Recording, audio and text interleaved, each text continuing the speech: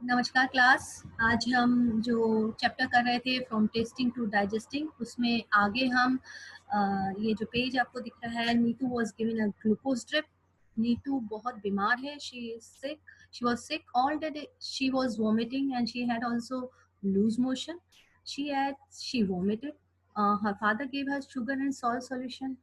By evening she feeling weak and dizzy, so she got up and go to the doctor and she fainted there. Her father had to carry her to the doctor. मतलब उस जो नीतू है वो बीमार है, उसे continue vomiting हो रही है, लूज मोशन हो रहे हैं, जिसकी वजह से वो बहुत वीक फील कर रही है।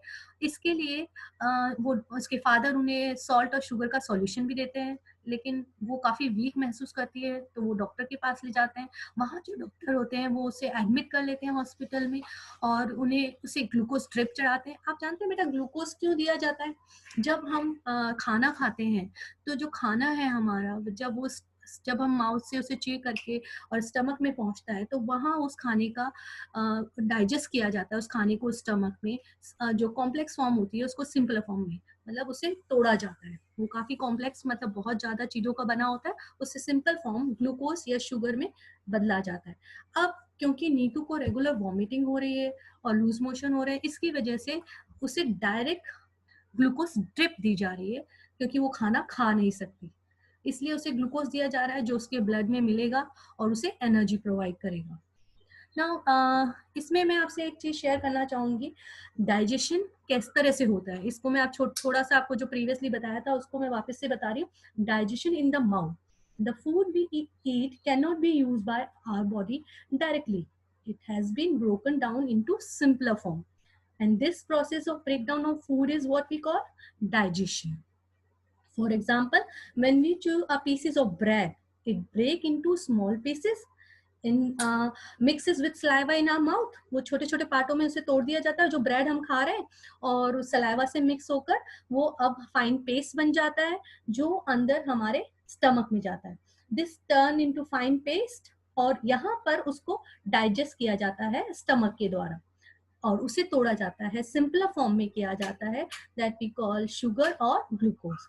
और ग्लूकोज हमारी बॉडी में इजीली एब्जॉर्ब हो जाता है, ब्लड उसे इजीली ऑब्जॉर्ब कर पाता है और जिससे हमें एनर्जी मिलती है। Now we talk about the story of Martin. जो स्टोरी दे रखी है मार्टिन की बेटा, इसमें वो सोल्जर है 1822 में, जब वो 18 साल का था। वो बहुत हेल्दी था, लेकिन किसी वजह से he was shot and he was seriously hurt.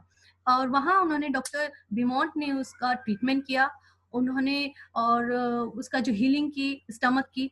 वहाँ जब कुछ साल, 1 से 1.5 साल बाद जब वो वहाँ मार्टिन के आया उनके पास, तो उन्होंने देखा कि उसके स्टमक में एक होल है, जहाँ उन्होंने फाइंड आउट किए डिफरेंट ऑल द टाइम कि स्टमक किस तरह से फूड को डाइजेस्ट करता है।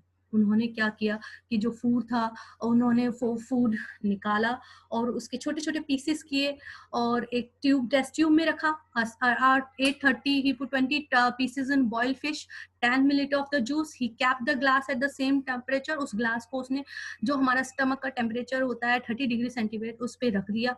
और फिर उन्होंने पाया कि जो पीसेस हैं फिश के वो डिजोल्व हो जाते हैं। तो इस तरह से उन्होंने डाइजेशन बताया, टाइमिंग बताया कि जो अनबॉइल्ड मिल्क जो स्टमक में जाता है वो 2 hour 15 minutes लगाता है स्टमक इन द स्टमक, और उसके डाइजेस्टिव जूसेस बनने में 4 घंटे 4 hours 45 minutes लगते हैं।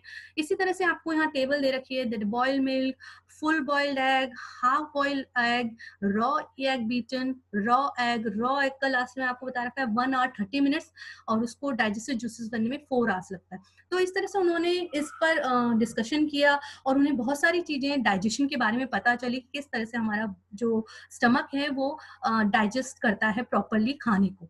देन जो स्टोरी है, अब आप यहाँ देखेंगे, good food for good health, अच्छा खाना अच्छी हेल्थ। यहाँ 2 बच्चे दिखा रखे हैं, डॉक्टर अपर्णा 2 पेशेंट्स के बारे में बात करी है, एक रश्मि और दूसरा कैलाश। रश्मि 5 years की है और वो ऐसी लगती है जैसे 3 साल की। आप पिक्चर में भी देख रहे होंगे कि बिल्कुल थिन है वो, और उसका स्टमक जैसे बैलून होता है छोटा सा। वो बहुत बीमार भी रहती है। She always feel tired and can not go to school regularly. वो हमेशा थकी भी रहती है, स्कूल भी नहीं जा पाती है क्योंकि उसके पास एनर्जी नहीं है। जो उसे जब उसे फूड मिलता है, she is lucky then she get little rice और 1 roti to eat in the whole day. अगर एक दिन में भी उसे थोड़े से चावल चपाती मिल जाती है तो वो अपने आप को लकी मानती है। उसी जगह हम कैलाश की बात करेंगे। जो कैलाश है आप पिक्चर में देख रहे हैं, 7 years का है। He took older than his age, वो बड़ा लग रहा है अपनी एज से। वो काफी फैट और फ्लबी है। और वहां आप देख रहे हैं कि वो ज्यादातर अपना समय कहाँ बिताता है, वॉचिंग टीवी। और he did not like eat home, वो घर का खाना बिल्कुल पसंद नहीं करता।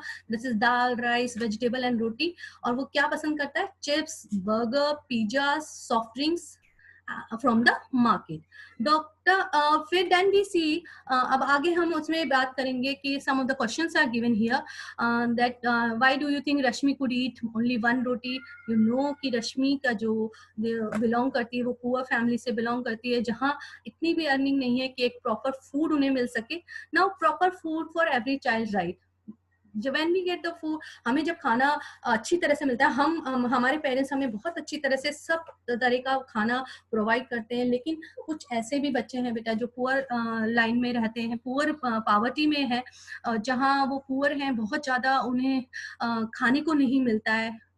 तो it is that is we have the proper food for every child. You have read about 2 children. One is Kailash, who does not like homemade food. Other hand, Rashmi, she doesn't get proper meal to day. About half of the children in our country are like Rashmi. They do not get enough food that they need to grow and develop properly. These children are weak and sickly. They are मतलब वो ज्यादा बीमार होते हैं, जिनको खाना proper नहीं मिलता, और बहुत ज्यादा थिन होते हैं, पुअर हेल्थ होती है।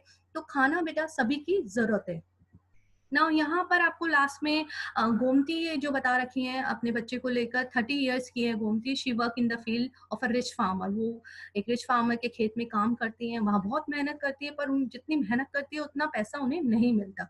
तो if she can not even buy enough rice to feed her family, मतलब इतना भी पैसा नहीं होता कि वो अपने मतलब बच्चे के लिए राइस भी ले सके पूरी तरह से। Then she has eat leaves and roots from the jungle. Now what she do, she eat, वो वहाँ जंगल से जाकर पत्तियां और रूट्स खाती हैं। Gomti children are weak with hunger and always sick, मतलब जो गोमती के बच्चे हैं वो बीमार रहते हैं क्योंकि उन्हें प्रॉपर तरीके से खाना नहीं मिल पाता।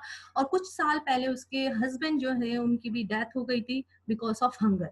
सो you know the most rice grow in Kalahandi district.